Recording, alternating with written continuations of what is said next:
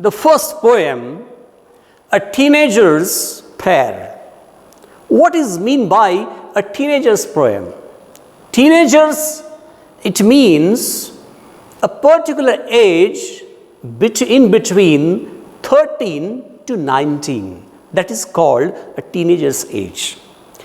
कारण टीन हा शब्द जेव्हा सुरू होतो, म्हणजे जसं 13, 14, 15, 16, 17, 18, 19 या दोन टप्प्यामधला जो कालावधी आहे 13 to 19, या कालावधीला म्हणतात टीनेज इयर्स. आणि या टीनेज इयर्समध्ये असणारी एक मुलगी या ठिकाणी प्रार्थना करू लागलेली आहे. या कवितेमध्ये प्रार्थना करणारी जी मुलगी आहे ही या वयातल्या सर्व मुला मुलींचं प्रतिनिधित्व ती करू लागलेली आहे. म्हणजे टीनेज ग्रुपमध्ये येणाऱ्या सर्व मुला मुलींचं ती प्रतिनिधित्व करून या ठिकाणी बोलते. या कवितेचा खूप सुंदर आशय आहे. खूप चांगल्या पद्धतीनं कविता या ठिकाणी मांडलेली आहे. बघूया कविता प्रत्येक स्टांझामध्ये काय दडलेलं आहे. बघा काय होतं, हे जे वय असतं ना, टीनेज एजला मी म्हणतो 13 to 19, या वयामध्ये खूपदा काय होतं की आपल्याला चांगलं काय आणि वाईट काय हे कळत नसतं. बऱ्याचदा आपल्या हातातनं खूपदा चुका होत असतात लक्षामध्ये, आणि त्या चुका नाही झाल्या पाहिजे यासाठी मार्गदर्शन करणारे आपली आई आणि बाबा असतात. पण या ठिकाणी या कवितेतली ही मुलगी नरेटर ती स्वतः काय म्हणते, परमेश्वराला तिने प्रार्थना केलेली आहे. आपण सुद्धा नाही का आपल्या घरामध्ये सकाळी सकाळी उठल्याबरोबर आपण परमेश्वराला प्रार्थना करतो की नाही? आई बाबा आपल्याला लहानपणापासून देवाला घेऊन जातात, मंदिरला घेऊन जातात, आणि तिथं आपण मनोभावनेने देवासमोर प्रार्थना करतो की देवा, माझ्या हातातनं काही चुका होत असतील तर मला माफ कर, मला चांगल्या मार्गावरती घेऊन जा, माझ्यातले उणिवा काढून टाक, माझ्यातले दुर्गुण काढून टाक आणि सद्गुण दे, अशी आम्ही प्रार्थना करतो की नाही? अगदी त्याच पद्धतीची प्रार्थना त्या कवितेत मांडलेली आहे मित्रांनो. म्हणून पहिला जो स्टांझा आहे तो काय म्हणतो बघा, each day brings new beginnings. ती प्रार्थनामध्ये करत असताना परमेश्वराला ती मुलगी म्हणते, परमेश्वराला प्रार्थना करताना म्हणते, हे देवा, हे परमेश्वरा, each day brings new beginnings. प्रत्येक दिवस एक नव्याने सुरुवात होत असतो. ऐका, तुमच्या माझ्या सर्वांच्या आयुष्यामध्ये येणारा प्रत्येक दिवस काहीतरी नवीन घेऊन येत असतो नाही का? हां, म्हणजे जे आज आहे ते उद्या नवीन असणार आहे, उद्या जे आहे दिवस परवाच्या दिवशी नवीन काहीतरी आपल्या आयुष्यामध्ये घेऊन येणारा असतो. म्हणून पहिल्या ओळीमध्ये पहिली सुरुवातच अशी केलेली आहे, each day brings new beginnings. प्रत्येक दिवस हा काहीतरी नव्याने सुरुवात होत असतो. म्हणजे प्रत्येक दिवशी नवीन काहीतरी आपल्या आयुष्यात येत असतं. Decisions I must make. पण देवा, दररोज माझ्या जीवनामध्ये काहीतरी नाविन्य गोष्ट येत असते, पण देवा, निर्णय मलाच घ्यायचे असतात रे. निर्णय मलाच घ्यायचे असतात. कारण उद्याचं सकाळ झाली तर माझ्या आयुष्यामध्ये नवीन काहीतरी घटना घडत असते, नवीन गोष्ट येत असते, पण ते घडत असताना निर्णय मात्र मलाच घ्यायचे असतात. म्हणजेच ती गोष्ट करायची की नाही करायची, योग्य आहे की नाही आहे, हा निर्णय मलाच घ्यायचा असतो देवा. I am the only one to choose the road that I will take. पुढे ती मुलगी काय म्हणते पहा, परमेश्वरा, I am the only one to choose the road that I will take. देवा, जो मार्ग मला निवडायचा आहे ना, रोड म्हणजे इथे रस्ता हा नाही घ्यायचा, बांधकाम भवनपासून शिवाजी चौकापर्यंतचा तो रस्ता नाही बोलला. मग कोणता रस्ता? म्हणजे द रोड या शब्दाचा अर्थ मी जीवन जगत असतानाचा मार्ग, माझ्या जीवन जगण्याचा मार्ग. म्हणून ती म्हणते, I am the only one to choose. तेव्हा मलाच तर निवडायचं रे, काय? The road that I will take. म्हणजे जीवन जगण्यासाठी लागणारा रस्ता परमेश्वरा मलाच तर निवडायचा आहे. म्हणून ती प्रार्थनेमध्ये परमेश्वराला सांगू लागले की दररोज म्हणजे माझ्या दैनंदिन जीवनामध्ये नव्यानं काहीतरी घडणार आहे, निर्णय मलाच घ्यायचे असतात देवा, आणि जो जीवन जगण्याचा रस्ता आहे तो मलाच तर निवडायचा आहे ना. पुढे ती मुलगी प्रार्थना करत असताना देवाला काय म्हणते पहा, I can choose to take the road of life. काय म्हणते ती? I can choose to take the road of life. देवा, परमेश्वरा, जीवन जगण्याचा मार्ग ना मला निवडायचं आहे, that leads to great success or travel down the darkened road. बघा, ती परमेश्वराला काय म्हणू लागले, देवा जीवन जगण्याचा जो रस्ता आहे, मार्ग आहे, तो मला निवडायचा आहे. पण त्या ठिकाणी दोन प्रकारचे रस्ते आहेत परमेश्वरा. एक असा रस्ता आहे जो मला यशाकडे घेऊन जाणारा आहे.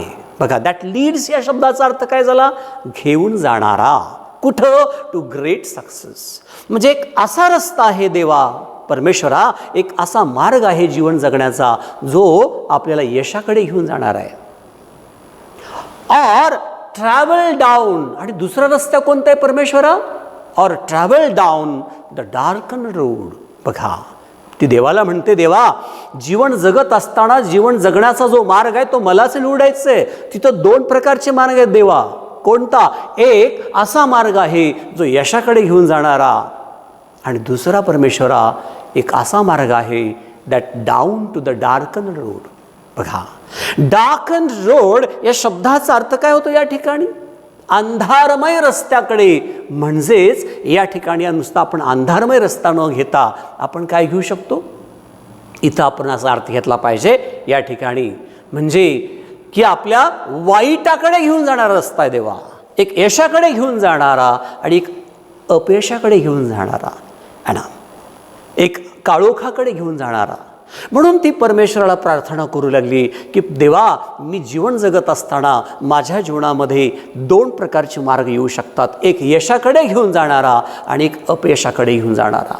एक चांगल्याकडे घेऊन जाणारा आणि एक वाईटाकडे घेऊन जाणारा. That leads to great distress. आणि ती देवाला काय म्हणते? जो रस्ता काळोखाकडे, जो रस्ता अंधाराकडे घेऊन जाणारा आहे परमेश्वरा, तो रस्ता कसा आहे माहिती आहे का? That leads to great distress. है ना, तो काळोखाकडे जाणारा, अंधाराकडे जाणारा रस्ता हा कसा आहे? It leads to great distress. Distress या शब्दाचा अर्थ तर काय होतो आपल्याला या ठिकाणी? डिस्ट्रेसचा अर्थ आहे दुःखाकडे. लक्षात, म्हणजे काळोखाकडे जाणारा रस्ता हा दुःखाकडे घेऊन जाणार आहे. मग देवा मलाच तू सांग आता, एक रस्ता यशाकडे जाणारा आहे आणि एक दुःखाकडे घेऊन जाणार आहे. अशा दोन प्रकारचे मार्ग आहेत. म्हणजे ती प्रार्थना करत असताना त्या प्रार्थनेमध्ये परमेश्वराला ती काय करू लागले की देवा, हे वय असं आहे रे माझं, म्हणजे मी माझं एकट्याचं नव्हे, तर या टीनेजमध्ये येणाऱ्या सर्व मुलामुलींचं एक असं वय असतं देवा, काय चांगलं काय वंगळं, काय योग्य काय अयोग्य, आहे ना, यशाचा रस्ता कोणता आणि दुःखाचा रस्ता कोणता हा आम्हाला कळत नाही रे देवा. कारण हे जे वय असताना 13 to 19 या वयामध्ये सुदबुद्धी नसते देवा, है ना. म्हणून ती प्रार्थना करत असताना परमेश्वराला म्हणजे विनंती करते की चांगलं आणि वाईटातला फरक आम्हाला कळण्याची बुद्धी दे, योग्य आणि अयोग्य समजण्याची बुद्धी मला दे. या प्रार्थनेचा तोच आशय आहे. या प्रार्थनेचा जो मेन म्हणजे आत्मा काय आहे, या प्रार्थनेचा उद्देश काय आहे, तर हाच उद्देश आहे परमेश्वराकडे म्हणजे जी प्रार्थना होऊ लागली या मुलीच्या माध्यमातून. म्हणजे बाबा रे, अशा वयात येणाऱ्या सर्व मुलामुलींना उद्देशून म्हणजे कवीने खूप छान कविता इथे मांडलेली आहे त्या मुलीच्या माध्यमातून. बघूया पुढे काय घडतं.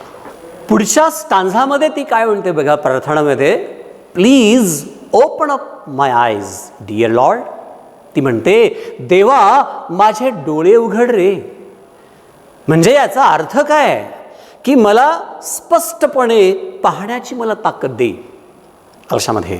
म्हणजे जे मी पाहणार आहे ते मी स्पष्ट मला दिसलं पाहिजे, खरं दिसलं पाहिजे, अंधुक नाही दिसलं पाहिजे मला, म्हणजे मी भ्रमात राहिलं नाही पाहिजे. अशा अर्थाने तिला म्हणायचं आहे please open up my eyes dear lord. हे परमेश्वरा माझे डोळे उघड.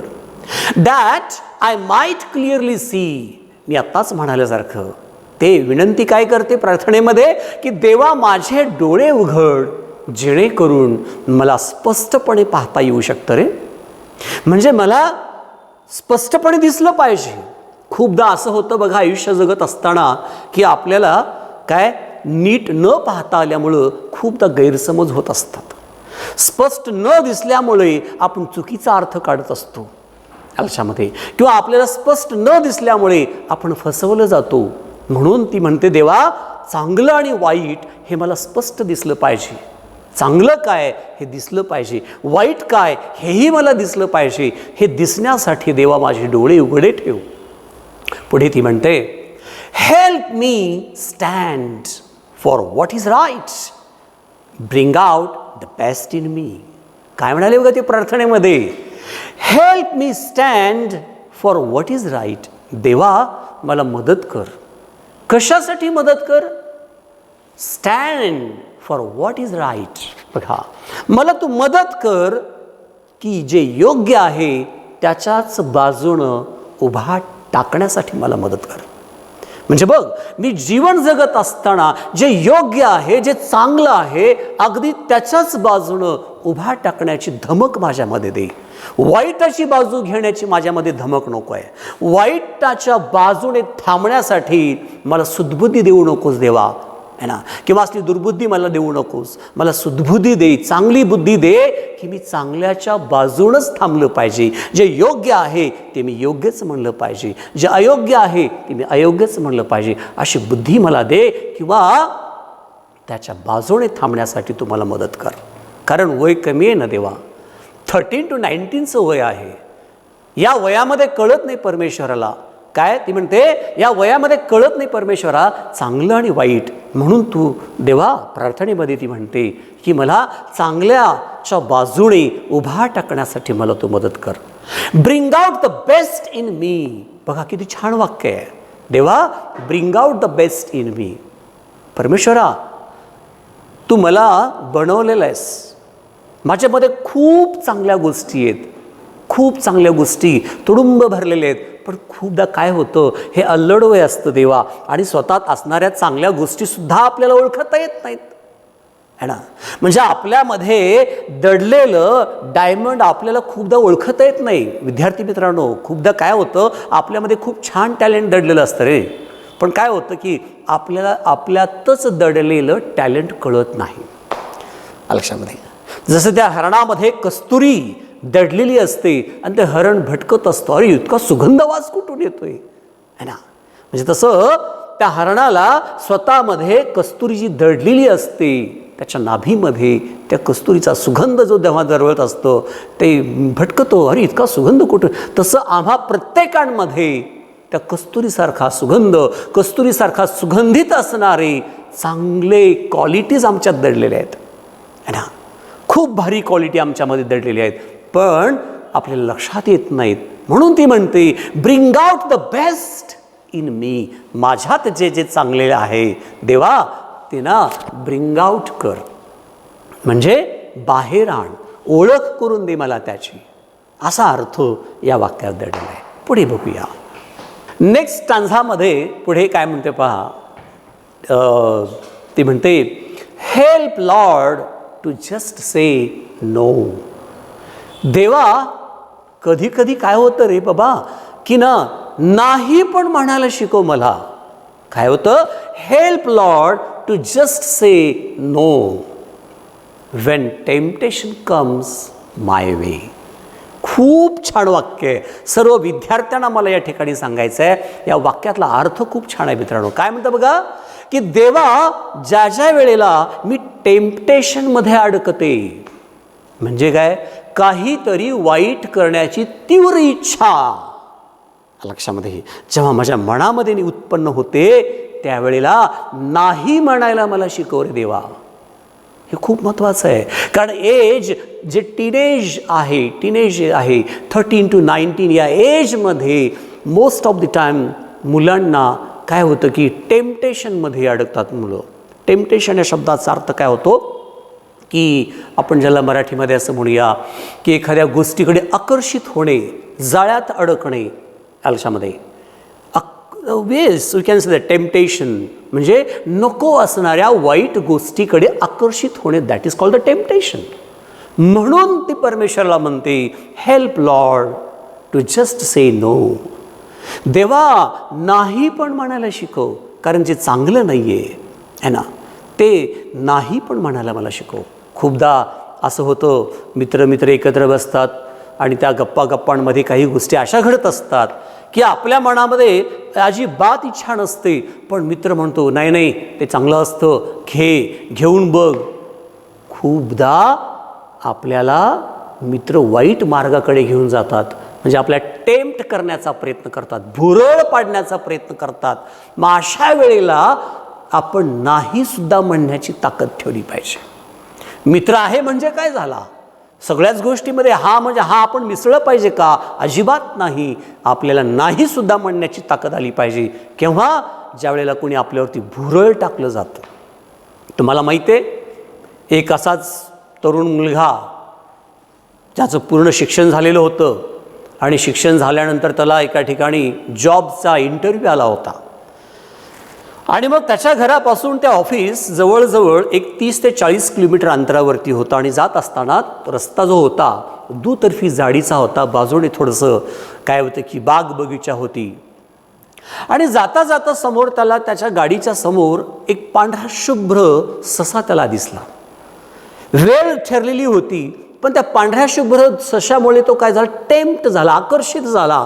गाडीवरून तो उतरला आणि त्या सशाच्या पाठीमागे धावू लागला. ससं हळू पुढे सरकू लागलं, झुडपामध्ये गेलं. हा झुडपामध्ये शोधू लागला.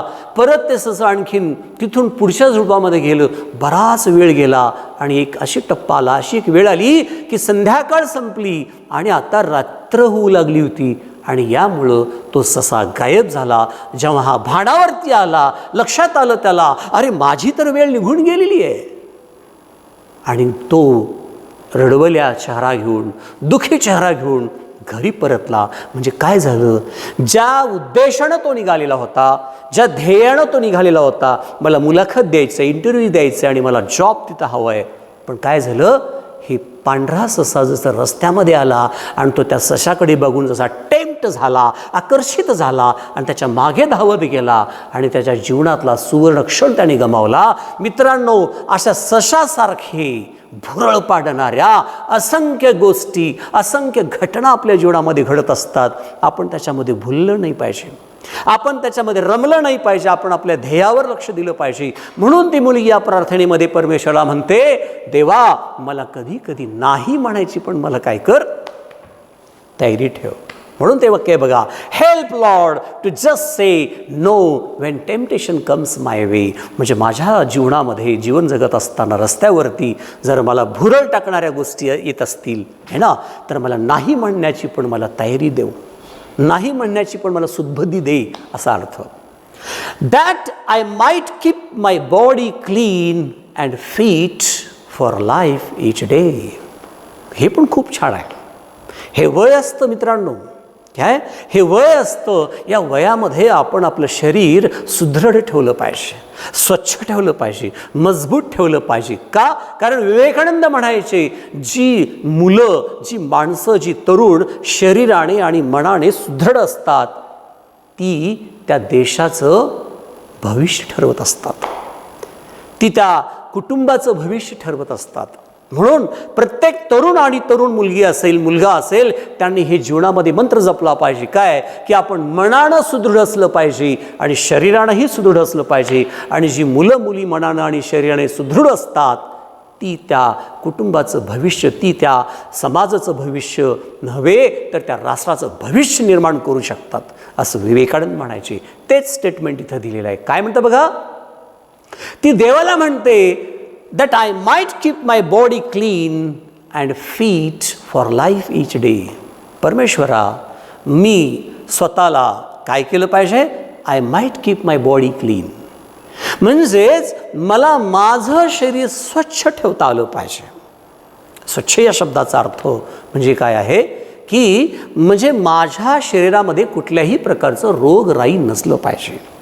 आणि ती सुदबुद्धी मला दे. त्या प्रार्थनेतून ती परमेश्वराला सांगते की देवा तू मला ही सुदबुद्धी दे की मला माझं शरीर हे स्वच्छ ठेवता आलं पाहिजे आणि फिट ठेवता आलं पाहिजे, है ना, तंदुरुस्त ठेवता आलं पाहिजे.